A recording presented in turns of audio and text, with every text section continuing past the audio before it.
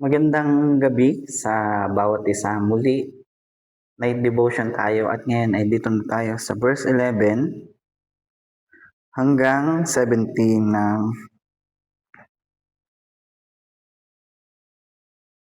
Isaiah chapter 23. At siguro, bukas ko na lang din i-explain yung aking natutunan dito sa Isaiah chapter 23, verse 11 to 17.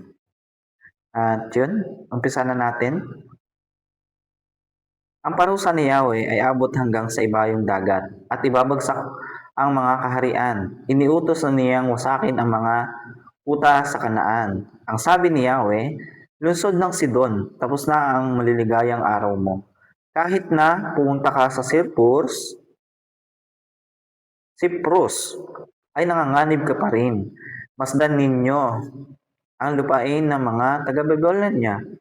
Ang bayang ito ay hindi Assyria at ang Tiro ay pinanahan na ng mga ligaw na hayop. Pinaliligiran siya ng mga tore at mga kuta at winasak ang kanyang mga palasyo. Mananangis kayo mga ngalakal ng Tarsis sapagkat wasak na ang inyong inaasahan.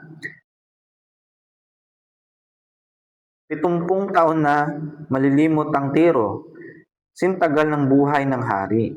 Ngunit pagkatapos ng panahong iyon, siya'y muling babangon at matutulad sa babaeng binabanggit sa awit na ito.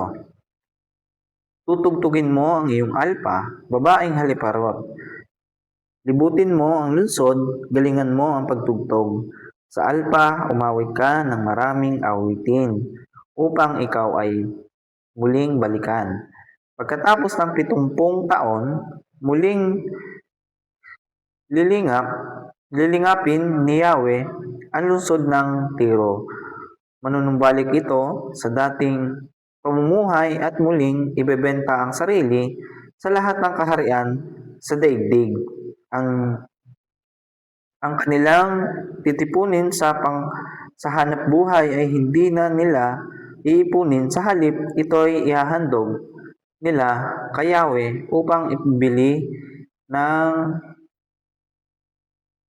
pagkain at kasuotan ng mga taong sumasamba sa Kanya. At yun, muli, kita-kits tayo sa ating night devotion bukas ng gabi.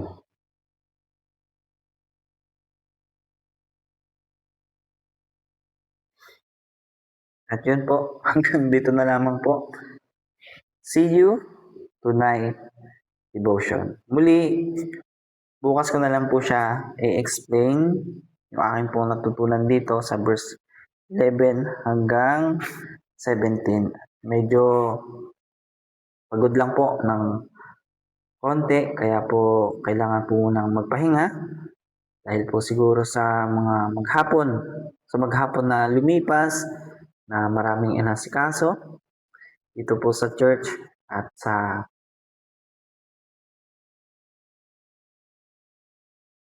church po at dito po sa aking mga ginagawa dito po sa aming church. Yun lamang po at marami pong salamat. God bless po sa inyo pong lahat. At marami pong salamat muli na patuloy niyo po akong sinusuportahan sa aking night devotion tuwing gabi. Bye-bye po.